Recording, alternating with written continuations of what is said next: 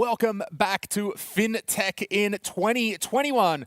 Coming to you live from sunny and tropical Vilnius in Lithuania. My name is Louis Zezeran, and it's been a pleasure to be your host and moderator over day one. We've also got day two coming tomorrow. Now, we have our final panel of day one up right now, and it's NFTs and what is next for decentralized finance. So we know that we have these emerging technologies. There's blockchain, non-fungible assets, decentralized finance, and it's all kind of coming together into this thing called the crypto economy. But we've still got a few stumbling blocks along the way. We're looking at things like user interfaces, the whole user story, because the adoption of these technologies probably won't be something linear. It's going to come in growths and spurts, and of course, there's going to be some growing pains along the way. So our moderator for the final panel of today, his name is Evaldas Bruže,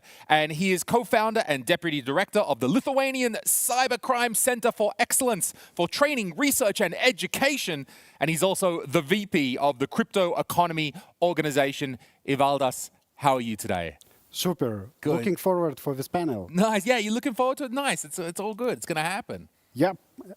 And I hope we will have very interesting discussions. Let's dive in. All right, let's do it. Let's start the panel.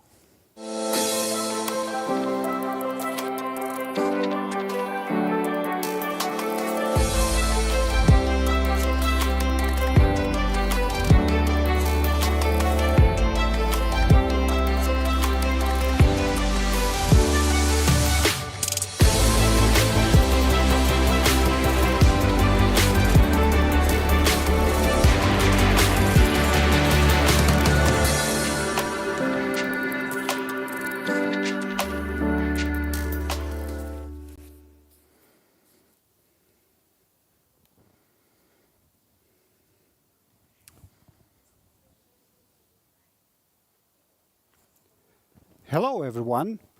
Welcome to our wonderful panel today. And we will be diving in NFTs and DeFi. And let me introduce our panelists who are joining me today on this panel. Let's start from Dmitris, who is CTO of Blockbank, the future of the banking, and board member of Crypto Economy Organization. He has a long experience in emerging technologies and blockchain back to 2015, and currently are working on many initiatives with DeFi, blockchain, and NFTs. Absolutely. Yep. The next to us is Andrius, who is CEO at SuperHow, private research and innovation lab focusing on dark technologies and blockchain itself. He is at the same time solution architect and team lead of SuperHow spin-off project, Depository Center, distributed central security depository network running on corporate distributed ledger technologies. Hi. Also, next to him, we have Vytautas Kašėta, co-founder and CEO of SuperHow Art, fine arts fractional NFT company and the project. Deep tech, next reality enthusiast, visionary, and driving many of the initiatives of DeFi and NFTs. That's me, thanks. Yep. And the next to Vytautas, we have Martynas Kasiulis, CEO of crypto news portal Daily Coin. He is crypto content and business development expert with a focus on gamification. Also currently working with very successful DeFi, NFT, and fintech brands such as BD Swiss, Bitnag, GCR, Swiss IMF, ChangeNow, and others. Thank you for having me. Okay, so let's dive into our discussion, and I would like to open it with a question. Are we already here, the NFT and DeFi mass adoption? And why these two names are so frequently come together? Vytautai, maybe you can catch on this. Yeah, of course. We are on the way. From what I see, we are on the way to mass adoption.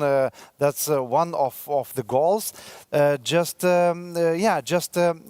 DeFi, as we see now, it formed not overnight. We see the beginning of DeFi at 2017-18 probably, and it is growing. It is growing quite slowly in our view, in the blockchain terms, but it might seem very fast when we see from the perspective of classical markets. But definitely we are not there yet, and we need to find tools, right interfaces to mass adoption. Okay. Good. Very often for NFTs, especially for success formula, it is said that it's a combination of three: assets, blockchain, and marketing. Why would it be so important to have a marketing component in here? Well, quite frankly, do we have anything else? The technology is emerging. Many NFT projects, many GameFi projects project into the future. So quite frankly, what else can you sell? Can you sell the tech? Not really. Can you talk about it, and can you paint a pretty picture? Pun intended, definitely. Unfortunately, right now, the NFT market as a whole is tremendously exciting if you project it out. But if you really go to the nitty-gritty, there's less tech than you would expect. There's a lot of hype, but as we cover it day in and day out on our news portal, unfortunately, right now you have to go gem hunting to find the real deal projects and not just hype projects, which then do some rug pulls, which is fun to cover, but not fun to be a part of. Okay. One provocative question. We have saw a lot of successful global projects. Is it also possible to go local or regional? Depends. You can go global. You first must have a community, right? So you can start here, but essentially your product right now, as we've seen, what is the formula for a successful project? It is for it to have a clear identity. Right now, there are too many ideas. Where's the damn implementation? So if they have an idea and they have a real plan how to implement it, they actually do the work, then you can do it locally. You can do it here in Lithuania. It's actually a great place to do it. And I would advise anyone to do it. Not shilling Lithuania, but... Okay. But now the question is, what do you mean by success? What do you mean by the actual lack or success of a project? Because in Lithuania, we had a couple of art NFT projects already. And they were sold and offered to the retail market very successfully. So people participated, people acquired NFT art, and all the money were distributed to the support of people who feel the bullishness or something like that. Yeah. So, bull market. Yeah. So the thing is that it's happening, and Lithuania is I think it is doing great. But as Martinas mentioned, you need to have a community, and in such a small country to have a very big community is just hard because we are a small country. Yeah, but I would agree, because we need to define what is the success. Because as you say, we have seen a lot of good projects that declare success when they raise funds, which is not. Absolutely, yes. Yeah, and if to take in consideration that success is innovation itself. So I think to mention one of the regional success is the Bank of Lithuania's digital collector coin. Absolutely, yes. Which was first in the world, basically collector's coin issued on a blockchain, fully supported by the central bank, issued on a private blockchain with capability to transfer it to the fully public and decentralized network. So I think as overall as innovation, it is a great success that shows that there is a capability behind of the region that is basically emerging in that technology. And looking from the market, I think it was a local because it was basically designed and basically it was the commemorative coin of Lithuania's independence, which only locals understand the value of that. So the answer is yes, Lithuania is kind of successful in NFTs. And you can do regional. Yep. Yep. Oh, happy to hear that.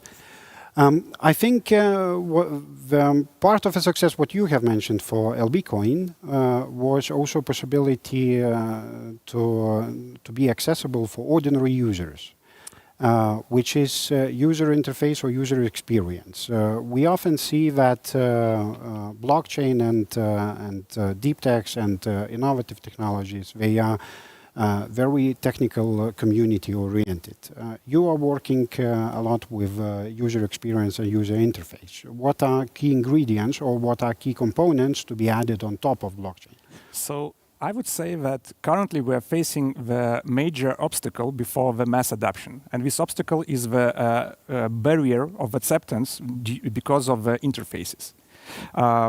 A lot of solutions, financial services such as Revolut, Robinhood in the US, Coinbase, and other applications are bringing all the blockchain assets one step closer to the market. Because what we declare that you don't need to understand about the technology, you can simply acquire a crypto asset by, pressing a button and paying the same way you're paying for Netflix subscription or something like that. So this already happens regarding the cryptocurrencies. DeFi projects, all the enormous yields, all the enormous farming, staking, and other products are still kind of in the, let's say, shadow, because there is, you need to make at least 3 or 4 steps before you can get there. So you need to acquire the native token, you need to transfer it to your wallet, you need to go to the blockchain, you need to find the project, you need to verify that project is real and legitimate. So there are a lot of things, and people are afraid of that. Though we notice the much higher traction from the retail users already. So that's what currently Blockbank company is trying to solve. We want to bring these DeFi products one step closer, the same as Revolut or Coinbase did around the world. So we're just bringing the DeFi in a very convenient interface and showing people that you can get more benefits and more yields in crypto space than you can get in the, let's say, common banking systems or common products. But it doesn't. It doesn't correlate with NFTs. NFTs, as we understand that, as let's say digital art based on the blockchain, somehow made it a very straightforward to the publicity. And there are a lot of projects, a lot of markets, such as OpenSea, Rarible, and other projects, which are very convenient to use. You come there, you just register as a simple user with your email and password. Then they create you a wallet in the backend, so you just, it's easy to accept, and you start using it. Of course, there are some still there are some steps you need to do. You need to acquire cryptocurrency and stuff like that, but it's already visual. So what they did, what NFT does for the whole blockchain industry, it created something people can see and almost touch or maybe hear. So it's something you understand that it is an asset. It's not something you don't see, just numbers. It's more than numbers. And all the NFT art sold by Forbes, not Forbes, but the global real world. Sotheby's, thank you. Yes. They brought these NFT things even closer, and they said, look, you don't need to have anything, just here you go, buy it for the real money. So I assume that NFT is very good for the retail. Interfaces are not in the place yet, but it's very, very close. It's like 2 steps away and we'll be there. But for now, there is still some lag. So we need to fill that gap, and from that moment, probably the adoption will start. I would challenge that, unfortunately. Oh, yes, please. Every day, unfortunately, we encounter projects trying to come onto our website for promotion, of course. And what is our number one question? What is your USP? What is your story? Well, that's the big story about crypto and NFTs in general, is that the story right now is not one which you can tell to a 5-year-old. It's not one you can tell your grandmother.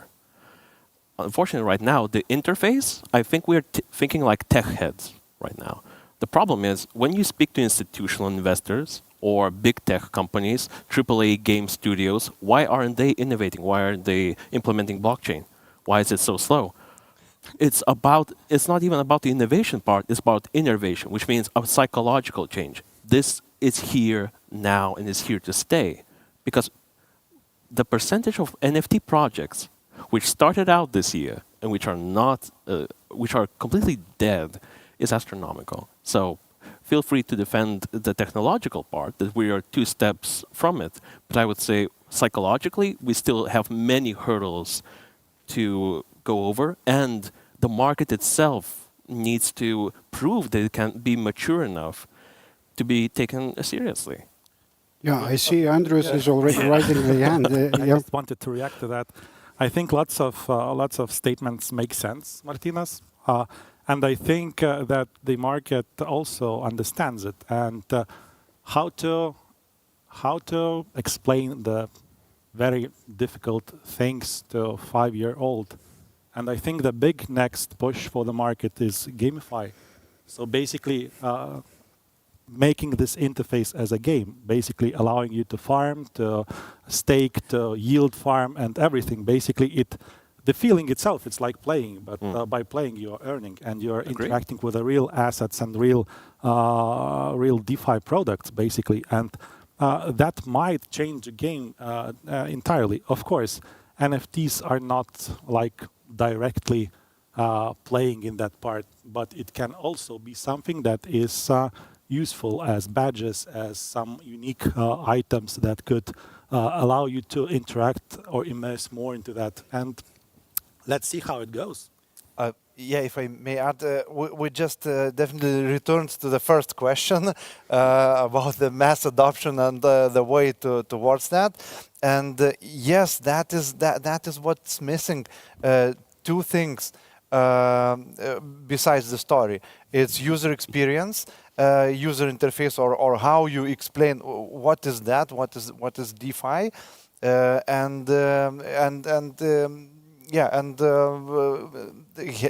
what helps to achieve this is gamification on one hand.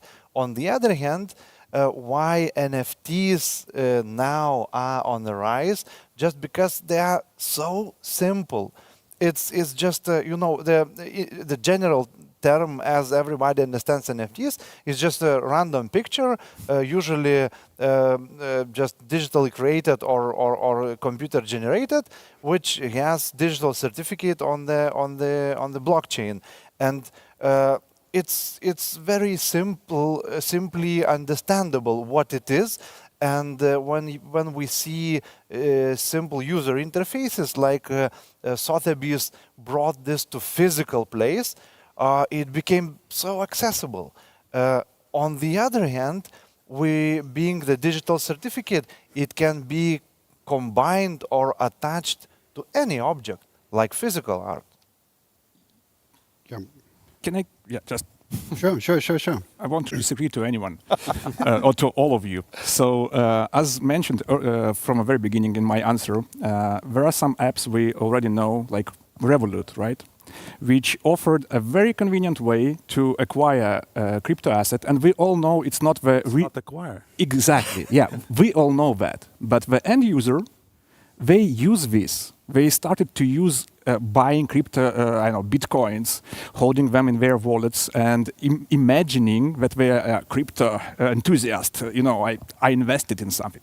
No, you didn't. But it gives a possibility for them to actually touch the new whole world, which will be here to stay. And I think you are too enthusiastic about the technology itself. That's why you are thinking about the story behind gamification and stuff like that. Because just remember the phones you're using daily, mobile phones. You don't know how they work. You don't know anything about it. You just use them. I mean, like, okay, most of the people, most of the people don't know. And currently, we are using the SIM cards inside the phone in any possible device around the, in your car, in your fridge, anywhere it is. So the mobile connection is already changing the world, even without most of the people understanding how it works. So I would assume that what's needed for the actual NFT or crypto adoption is to make it so easy to access, just flawless for the user. And that's enough. We don't need to educate them. We don't need to explain anything. We just need to come there and say, look, guys, new type of art you can buy you can buy part of a Mona Lisa through SuperHow art, right? And be a holder.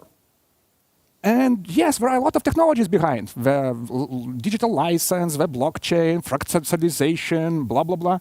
But all you need to know is that if you send money to this address, or even the bank account, you will receive a fraction of Mona Lisa. That's it. So that's my belief, that if we want mass adoption, remove all the tetchy part. Yeah, but the keys. Yeah, I think you know. Be custodial. Very easy. I mean, like, the decentralization factor itself is very tech geeky. We care about it. Be custodial partner who takes care about all the things normal people just aren't able to handle. You mean CDFI?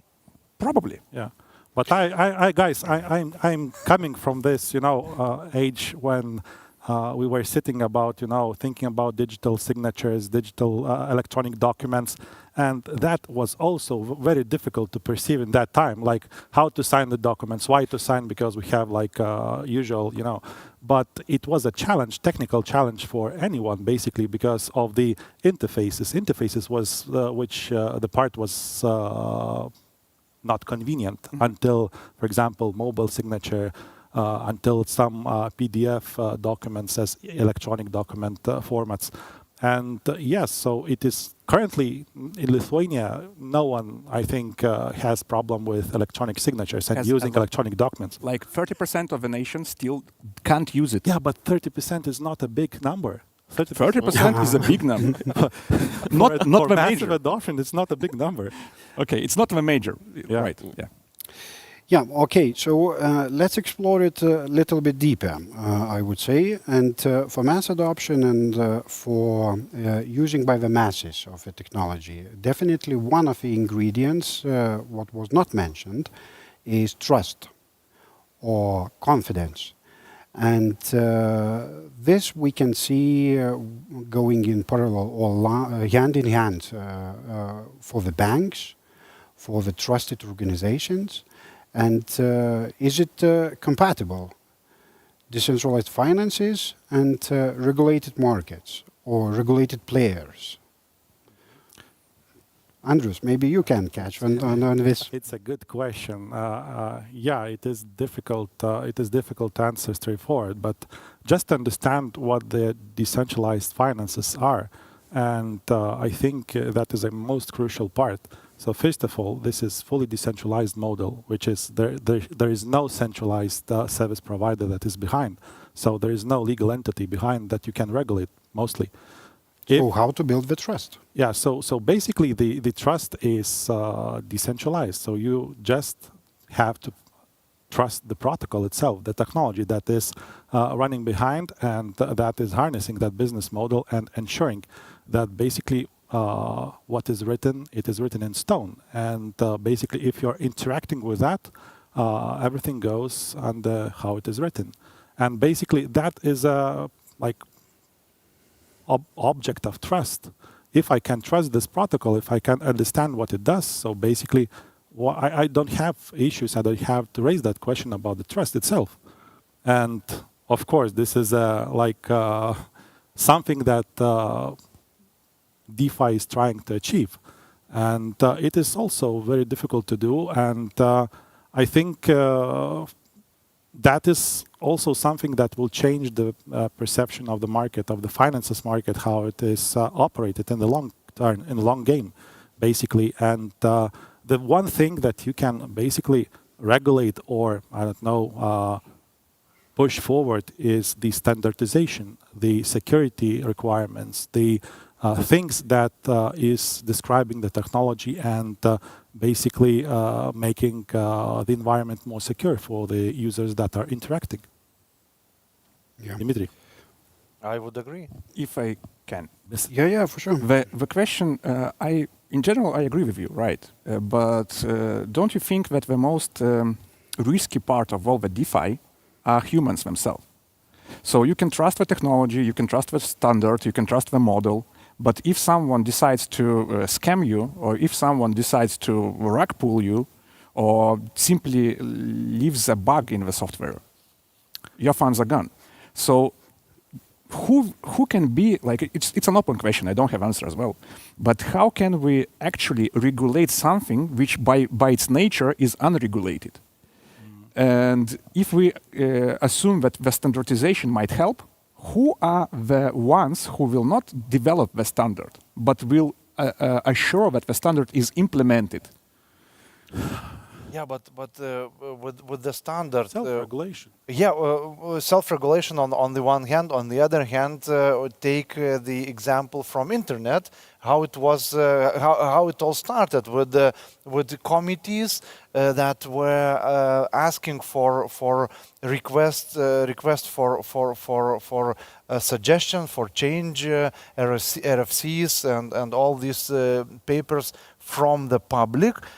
To be standardized, and later on you can just ask the market to standardize. As a regulator, you can try to I don't know, somehow issue the legal documents, legal papers that if somebody does this peer-to-peer finance services or something, it has to comply with some standards. It has to be audited or. But if it is decentralized, there are no legal entity behind. Yeah. So who will be all these questions addressed to? I mean, like, who should we ask about it? But someone is writing those protocols. Someone is writing those DeFi products. So basically, if you I don't know, if you want to play in this market, you should comply with the games, with the game rules that are basically viable in that market. Yeah, just there is no this actionable authority that can come after you with some action letter or something. You know, I also believe that the market itself, as an organic entity, is developing some, let's say, counter-actions to all that things happening. As an example, a Lithuanian project called Lossless, right? Yeah. Developing a standard of smart contracts and a way how to audit them. Cool, very nice. So they saw that there are a lot of possible rug pulls and scams, and they offered market to use their standard to be safe and secure. There are more and more insurance companies, DeFi insurance companies, which offer their services for the DeFi users. So you interact with anything you want through the intermediate, also DeFi developed. Yeah, but those centralized insurance. Exactly. So it's crazy, right? We can come up with decentralized insurance smart contracts. Might be. Yeah. A great idea. Let's discuss it after the panel. Yeah. So we are going towards new startup, decentralized verification and security assurance. But standards, they do work. Look, ERC20, even though it is very old and we have the full spectrum of new standards, everything is ERC20 or ERC71. So it's standards. Unfortunately, again, to play devil's advocate, in every article we write, there's a flip side. So you'll get a lot of those. Basically, to this nice story, now we have basically the legislative agenda drives every single project now a bit insane, because what you're working hard on right now might change if the people, the powers that be, from the maybe the IMF, the SEC in the States, the Lithuanian governmental bodies. I mean, it really is like playing on quicksand. Right now, you have no idea, a year from now, how will we talk about, the good old days when DeFi existed, or there is no question that DeFi is evolving. But the question really is, will governments and institutions will allow the market to sort itself out, will believe in the market power, or will, unfortunately, we will have a black swan event where it will be thrust upon us and then we'll have to reinvent what it is to be in DeFi. Yeah, but with DeFi, I think it's a little bit the other thing. So in DeFi, it is very difficult to to go against something because, for example, in Lithuania, the government decided to ban some of the websites, but it is the internet itself is decentralized. So basically, it is just for those who don't understand how to overcome that little step and to still have an access to that.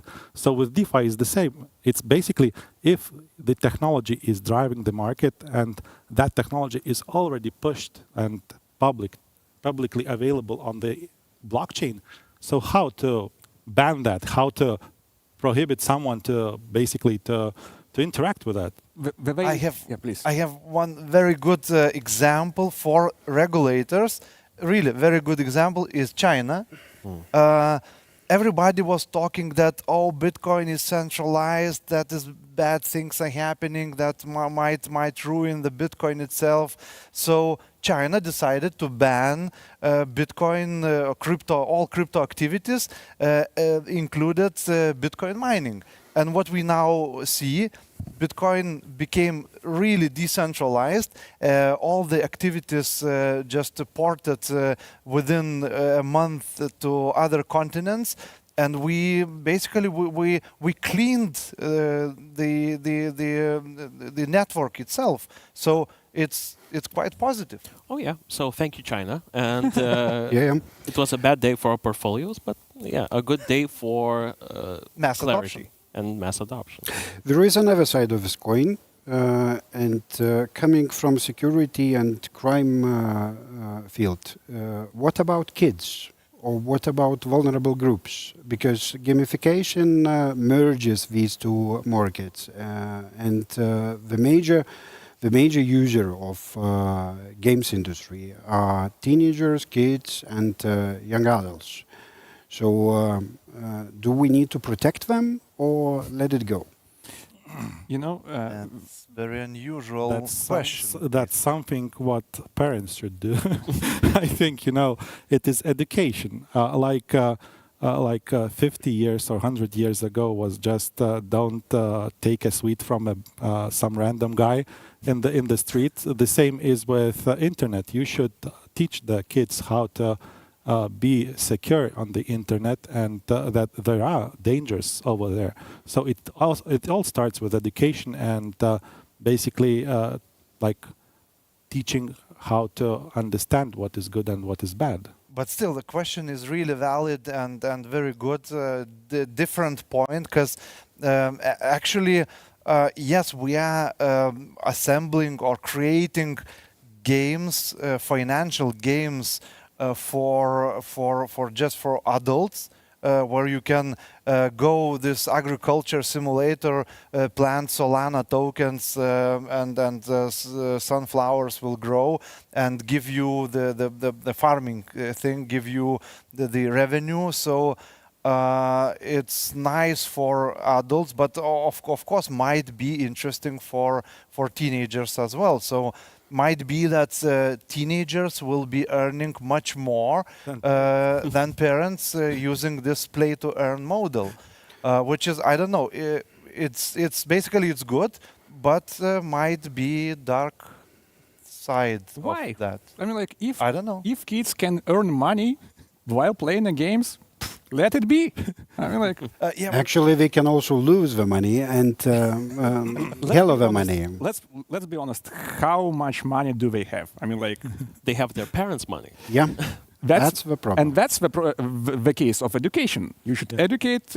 First of all, you shouldn't give money to the kids like in the open access, right? Wouldn't agree with that. I mean, like Yeah, you need to give. in open access. In just giving the card and saying, look, this is my card with all our fundings. You need use to it as educate. exactly. So it's not about the gaming, not about NFTs or DeFi projects. I believe that all the vulnerable parts of the society will lose their money one way or another.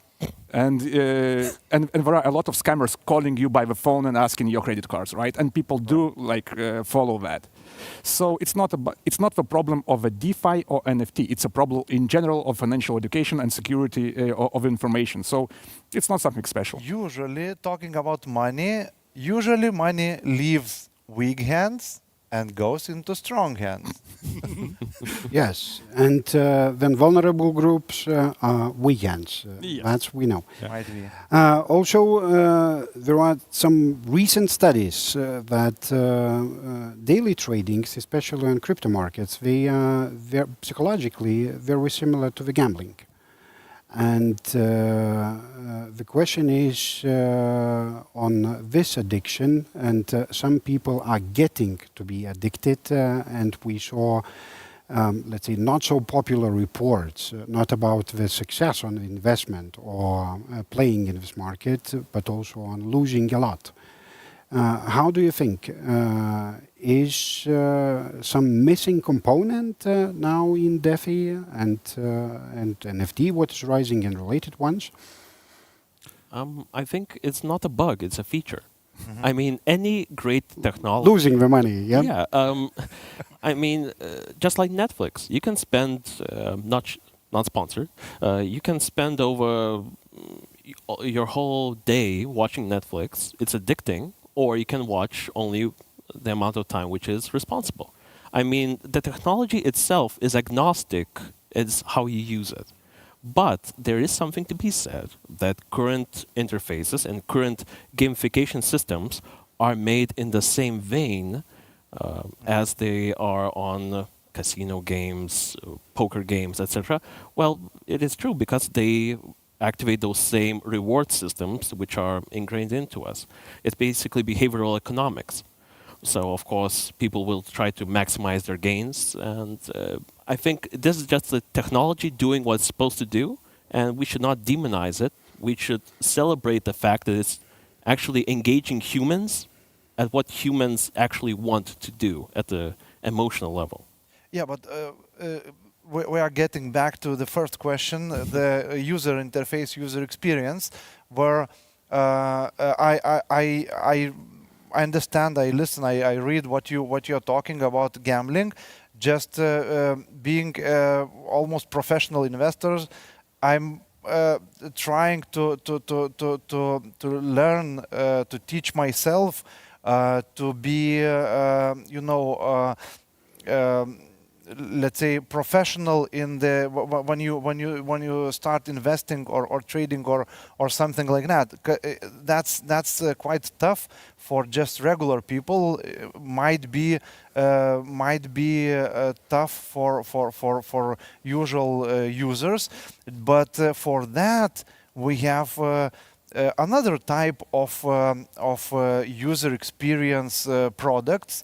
It's like portfolio investments, where you, as basically that could be that regulators might come up with something that is common to the this classical market, where investors are separated from retail, and the products, portfolio products, might fit well for these retail investors, and direct investments in very high risk and high reward products might be left for professional investors. But it's DeFi. Yeah, It's- with DeFi, it's it's another DeFi. story. Exactly. It's open for, like DeFi, one of the fundamentals is open for anyone. So it's basically, there is no KYC, there is no AML, there is no nothing. It is basically you are interacting with a protocol directly, and Yeah, but the block bank, could come up with the DeFi portfolio investment user experience or something like that. but it is not a DeFi anymore. It Exactly. is a hi-fi, like So- hybrid finances. Okay. Blockbank is utilizing the DeFi services and providing already the features possible by the DeFi to the end user. So we are not solving the problem of gamblers. We are providing the more convenient way to access let's say, to access. So accelerating it. Not really. By the way, don't know if you noticed, but for example, in 2015 or 16, China banned the gambling in the mainland, and it was a very huge spike in the stock market users in the same time because, as you mentioned, Chinese gamblers understood that stock market is very similar. You can gamble betting. So and there are a very popular photo showing like the guy sitting on the street just with the computer buying stocks. So instead of gambling. On another hand, there is also an indication of that gambling addiction. For example, some exchanges currently are offering you pause from the buying high risk products, like for example, leveraged products or futures. So they say maybe you would like to calm down a little bit and, for example, take a pause for a month, not doing that. So it's already happening. On the other hand, what I'm trying to stress out that it's not a problem of a DeFi. It's a problem of a human mind and a human addiction in general, like TikToking, obsessity, and etc., etc. So it's very similar. So no need to correlate the technology of a DeFi with the problem of the human kind itself. So let's solve it in general, not in the DeFi. So we see self-regulation. Why not? Let's try. I don't believe in it, but let's try. Okay. Can some other technological features like oracles or authenticated provenance technologies help here? Yes, they can. Help And the question there. is how? How? The agents. Well, Yeah. agents, oracles, the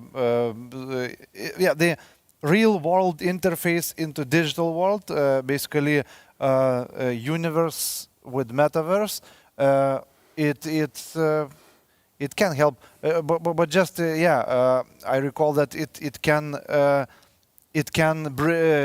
give the bridge into this physical world, but of course not on the regulation side. No. But isn't it like trying to regulate something on the gateway level, like on the entry level, creates a very bad practice of governance and all control. Yes. So we are spending a lot of time, and we as Lithuanians are fighting for the free will and possibility to express yourself and do whatever you want for a long time. And I think all of us agree that we don't want to be controlled by some entity deciding what we can do or not.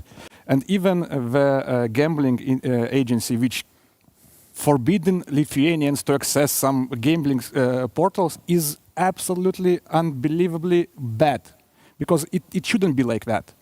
People should be able to do what they want. And as you said, self-governance, if it can happen, it will regulate it, but not in the way of someone regulating public audience. So let's agree that the only flaw in technology is the human. Absolutely, absolutely. And that's it. Yes. And the only user. We need to solve the problem of the human, and that's the ultimate solution. Humans are doing that very well, right? Climate change and stuff like that. So we're moving forwards of solving the human problem. Let's build robots. Yeah. The flip side to that as well is, well, sometimes we have to do common good, right? So the civil rights movement was, so in the U.S. history, slavery was a thing for thousands of years, and well, it didn't hurt the majority of people, right? But How can you say that? Sorry, but how can you say it? The majority of people were No. slaves, Yeah, and yeah. they have been hurt a lot. yeah, no. So what I it's mean not- is, for the majority of history, slaves existed, and then there was an agreement that basically this is not in the human spirit to basically have this action of life exist anymore. Same with how it was with the black movement. Where I'm getting at is we had many intersections in history where we intervened. There was actual intervention into basically to eliminate human misery. And sometimes you have to intervene in technological innovation, such as nuclear weapons. Or AI. Right now there's a gigantic debate on whether AI should be actually regulated, and how to do so, and what is actual regulation upon AI. So the question is fintech, will it be seen, or DeFi, will it be seen as a financial weapon? So it really is a way to view DeFi or decentralized finance as basically, can it be a double-edged sword? Can it also enable but also hurt? So what I'm getting at is, long story short, humans are at fault. Yes, but these tools are so powerful that we should look at them in a very respectful eye and actually have these kinds of discussions in many more events and educate the powers that be that it's actually so powerful, in fact, that you should take notice right now or even a few years ago. Yeah, but look, transparency always helps. Yeah. And transparency is the self-regulation in our DeFi market, Yeah. because everything that is centralized, possibly the race for AI is also very closely guarded, and where we do not have transparency, this immutability, all things that the blockchain can give, we fail. So let's adopt this into finances.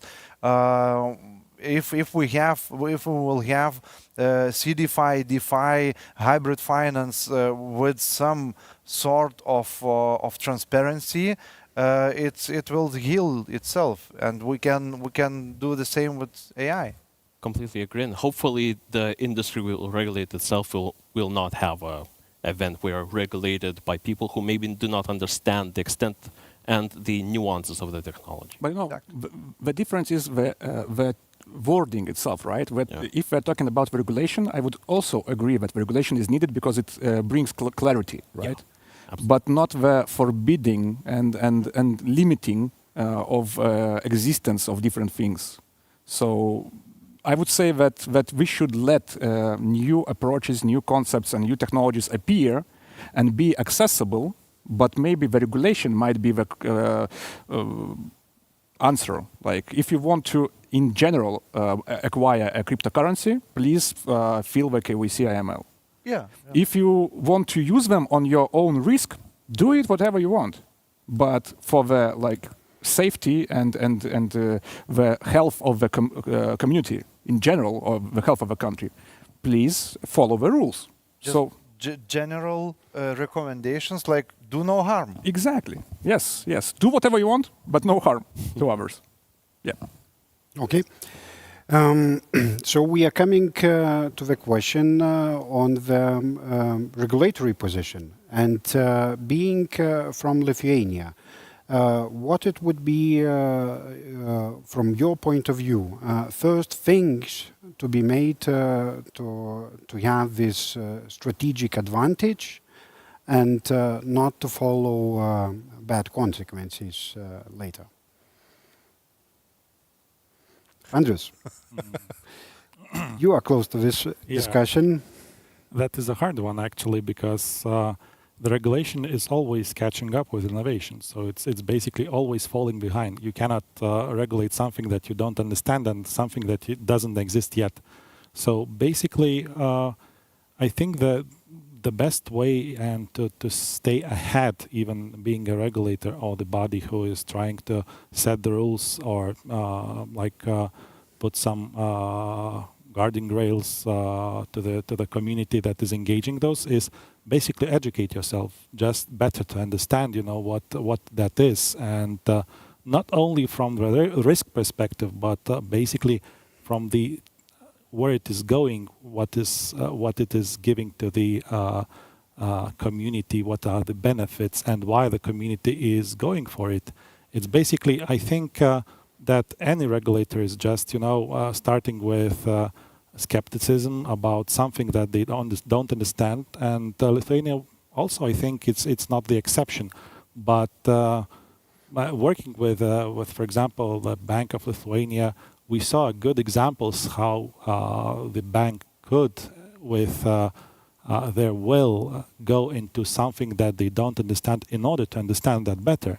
So, for example, the same example as I already mentioned, the LB coin, which was something that is still the, I would say, in the central bank field, is something that will stay like forever as first in the world done by the central bank. And it was ahead with NFTs as collectibles, as well as central bank digital currencies, which when the bank started that concept, it was just, they like... It was 2018. Yeah. And it was early days. And like this concept of central bank digital currencies, it just was emerging at that time. And I think that the most powerful thing is just staying ahead, being innovative, proactive, and that what will support this country staying ahead of the market in that field. You cannot lag behind. You cannot just go into the market with Guardian's position and stop everything and try investigate and just prevent something that you don't understand. You have to go hands-on, dirty hands-on into that, understand, make some suggestions, some still be a part of that self-regulation by being a regulator, and go for it. So that's the ultimate goal, I think. Almost all technological currents or technological innovations, markets, they do have one or another association or some industry body that always are eager to work with regulations. Like we do have crypto economy organization that is basically trying to explain, trying to help, but on the other hand, the regulator or other action bodies or other government institutions, they need to be innovative. They want to be innovative, like Bank of Lithuania, like Ministry of Economics. So that's the way it should be. Unfortunately, so what is the metaverse we are selling to the Bank of Lithuania? That would be my question, because what do they see as the progression? Who is creating that pie in the sky for them? And right now, as we had the discussion right before this panel, it's a question of definition. So what definitions are the regulators operating with? It will be a crucial time in the upcoming years as to what kind of definitions they are operating with. And I'm not too sure, gentlemen, but I don't feel comfortable with the current ones we have now. I think what the promise is basically less intermediation, less complex system that you can rely on. So basically what blockchain is and what the crypto economy is promising is basically simplifying things, not at the technical level, but at the user at the end of the game, what users are using. So basically, currently, in order to do a transaction, there are lots of intermediaries that are regulated, has a licenses, has a procedures, and that is a quite a big organism that you have to have in order to do that transaction. And the blockchain, for example, is a technology that protocol is doing that for the people. And in perspective with big regulated market, it is innovation, because by doing right, you can save a lot on the infrastructure, on the regulation, on the, for example, monitoring on that of that regulation, how everybody behaves on that, and everything. So it is a better future, better digital economy. Okay, very nicely said. However, on another side, we have some strategies in our societies, and they have some aspects: security, autonomy, some promise for the future. And here we are coming with two perspectives. One is that is region-related, country-related, borders-related, and with the government and with the order what we used to have. And DeFi, which is by the name, is global, decentralized, without the limits. What another from another angle, what DeFi community can make what kind of a move towards to meet the expectations of current governments and societies, and some borders still to be kept. I would say nothing because DeFi is Degen, and that's how it's done. I mean, Isn't it a Anarchy. perception? Yeah, but I think with DeFi, there's another thing which is transparency. So that is the like Martina said, double-edged blade. Basically, you can misbehave on the blockchain, but it will be seen. So it isn't. or not. I mean, like, it all depends on your skills. If you're skilled enough, it's okay. Avaldas would contradict with that because you cannot. There are means even to see what's happening in the mixers and the privacy networks and everything.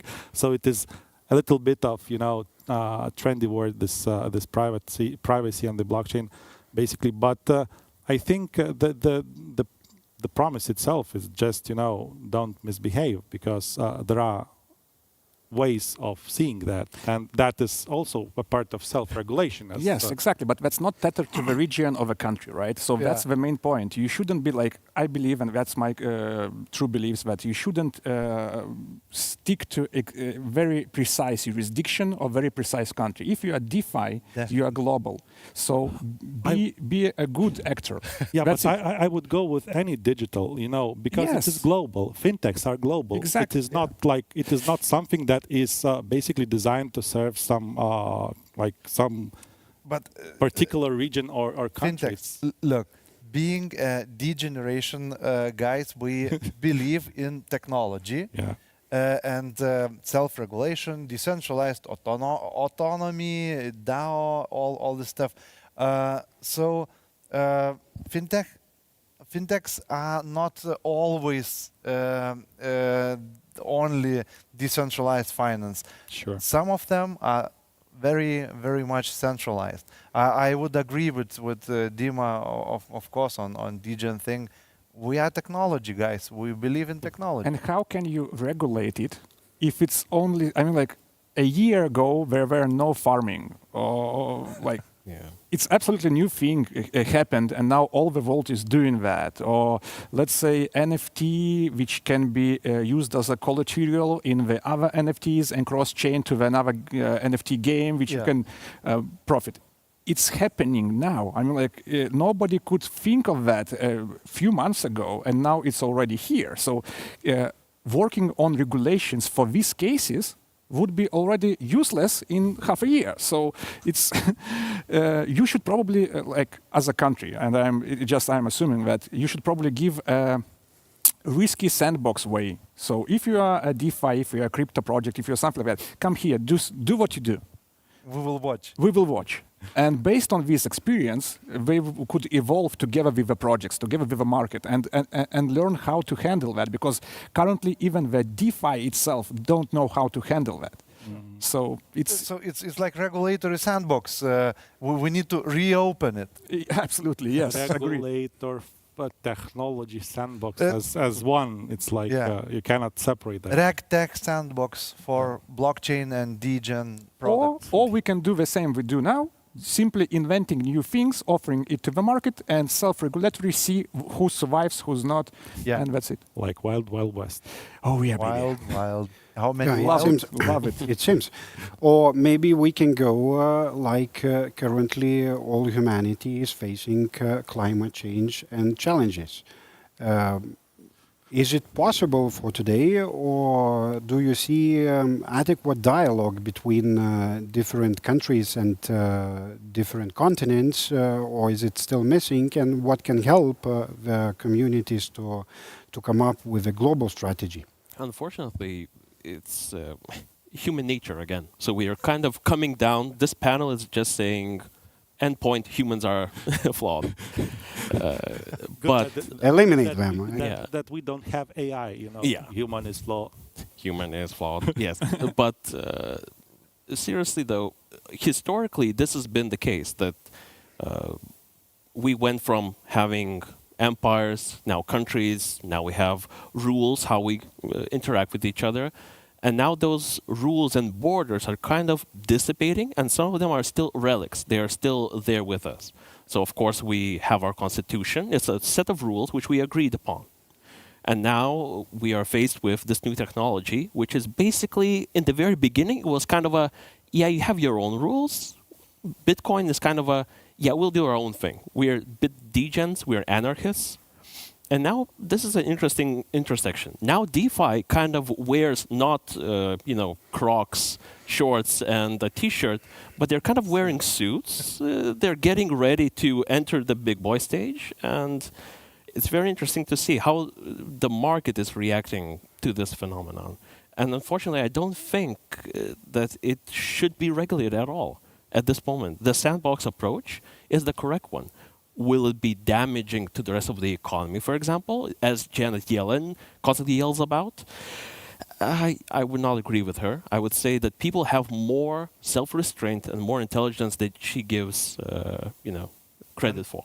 And Bitcoin is green and will be CO2 neutral within like 2-3 years. So it's not a Yeah. Let's say something good about it. I mean, like we've been saying only bad things about the human beings and stuff like that.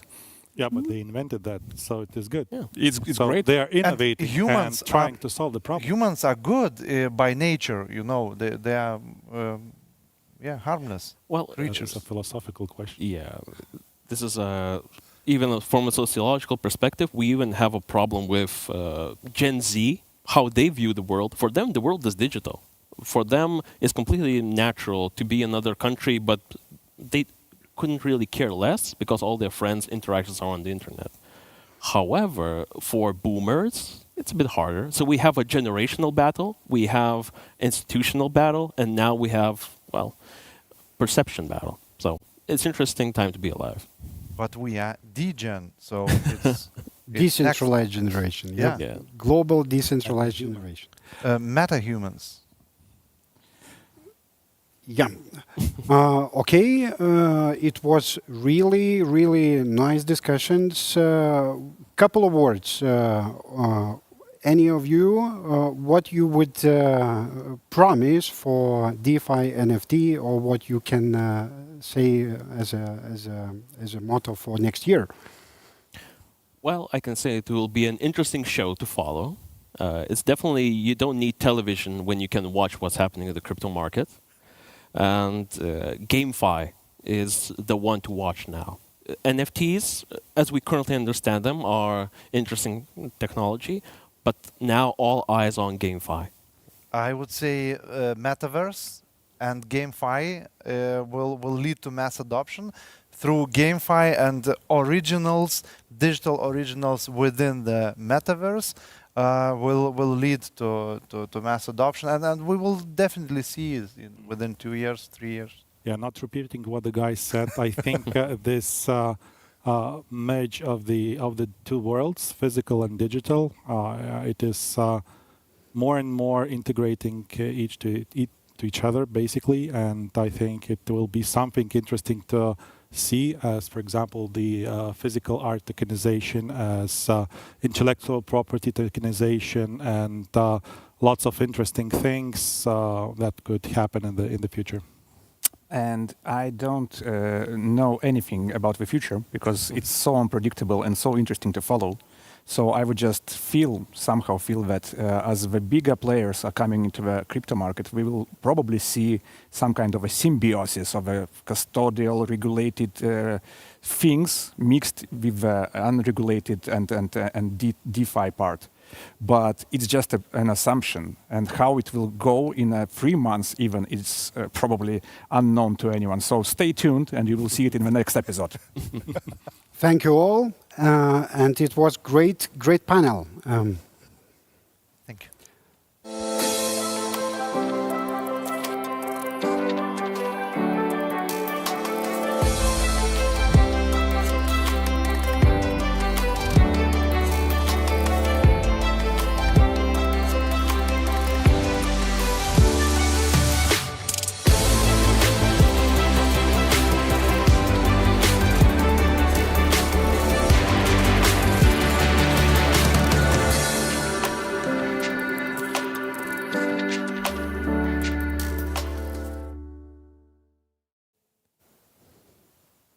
Evald, thank you very much for moderating that session. It was a very interesting, free-flowing conversation, one of the best ones I think we've heard.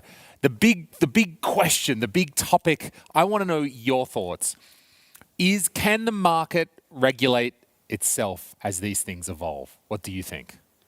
I think that we will be facing still two directions.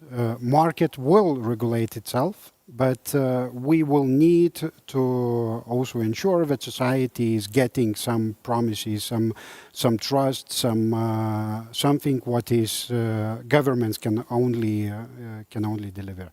So we will be seeing two lines, and hopefully they will find this not crash point, Sure. but the linkage. It is that linkage because, okay, we heard a lot of great arguments about let the market do it, don't worry about it, just keep on going. And then there was this other comment of, well, trust. How do we build trust? And you said it yourself just now. One way we can build trust is when the government steps in and the government starts saying stuff. That's an easy way to build trust.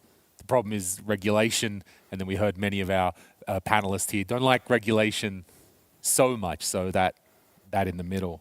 Do you think right now, DeFi, I mean, it was a great quote at the front. Is DeFi right now just assets, blockchain, and marketing?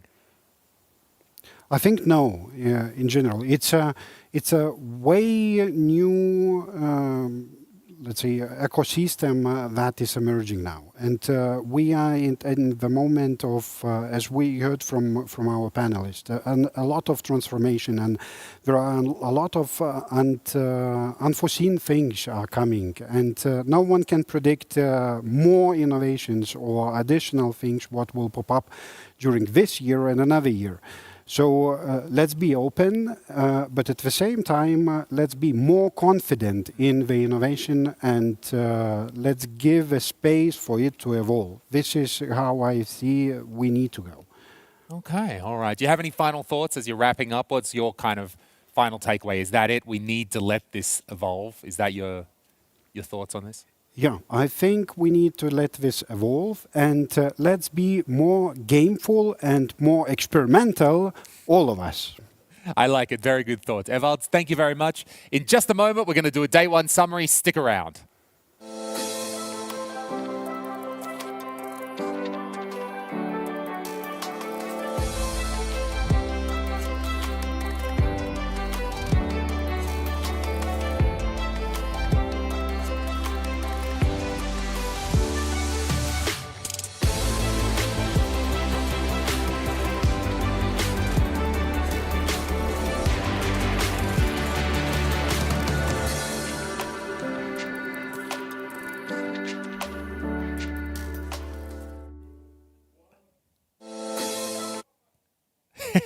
So that is the end of day one for FinTech in 2021 here in Vilnius in Lithuania. We hope you've enjoyed everything. We want to thank our sponsors, of course, the Lithuanian Ministry of the Economy and Innovation, the Lithuanian Ministry of Finance, the Lithuanian Agency for Science, Innovation and Technology, as well as our partners Sensedia, Ondato, Rocket, and the FinTech Hub Lithuania and FinTech Lithuania. Thank you very much for your support. We couldn't do it without you. We had a lot of very interesting panels today, really relevant stuff, very up to the moment. It seems to be a common thread throughout every panel today that this stuff is just evolving so fast. We heard it right here in this panel right now. What happens today, we cannot, can we make a regulation for something that's going to change in 3 months or 6 months' time? So we started the day talking about moving from open banking to open finance. And it's, again, a common thread. How do we scale this up? We can do cryptocurrency. Okay, we're starting to understand how this works. But a whole economy, a whole financial system is not just a currency. There's many more interconnected parts of that. And we started to talk about how that ecosystem may evolve. So many interdependencies. We took a look at green tech, how that crosses over with fintech. Should it be? Should there be a connection between does there have to be? Or are there some natural connections and synergies as the fintech market grows that they can readily adapt and there's no legacy systems to change? Can they help enable green technologies by green technologies adopting fintech ideas? We looked at the difference between data privacy and anti-money laundering and know your customer regulation. So I think we can all agree anti-money laundering, pretty good idea. Knowing your customer, making sure the bad guys are not using the funds, excellent stuff. But how do we balance that off with our rights for data privacy to make sure that we still can do our things without the whole world knowing, without having to tell all of our secrets? So this is always going to be a balance, always going to be a little bit of a dance, and we took some time to discuss that. Afterwards, we talked about one of the potential untapped audiences. 120 million they keep talking about, grey power, older people in our society. Are we accessing them with all of these cool, hip, new technologies? Even in our last panel, again, we talked about the young kids. Well, they're all digital. And then, how are the boomers? I don't even know what a boomer in Lithuania is. How does that work? But you get the idea. But what about the generation above that? Apparently there's money, and apparently they don't understand what's going on. How can we open up these financial technologies to them? We looked a little bit of neo-banking, and it's a very common theme throughout, and it will be tomorrow as well, also today, which is we've got these neo-banks, we've got these fintechs, and then fintechs become popular, and then they grow. And then what happens? Well, they're big. And you know what happens when you're big? You move slow, and you don't innovate, and you do all the things that you didn't like. It's basically like a teenager growing up and then becoming an adult and realizing there's a real world out there. So how can these neobanks and fintech startups keep remaining agile as they grow and, as I was talking about with Evalds, as they continue to get the eye of the regulator? As we were rounding out the end of the day, cybersecurity, it's one close to my heart with my training. And if you've got cybersecurity protocols, you've got procedures, you've got standard operating procedures that you need to implement if there's an issue, well, have you tested it? Do you know how to do it? It's even like in general IT, you got a backup. Can you restore the backup? It's the same idea. Is your team able to implement your cybersecurity standard operating procedures at a moment's notice when there's an issue?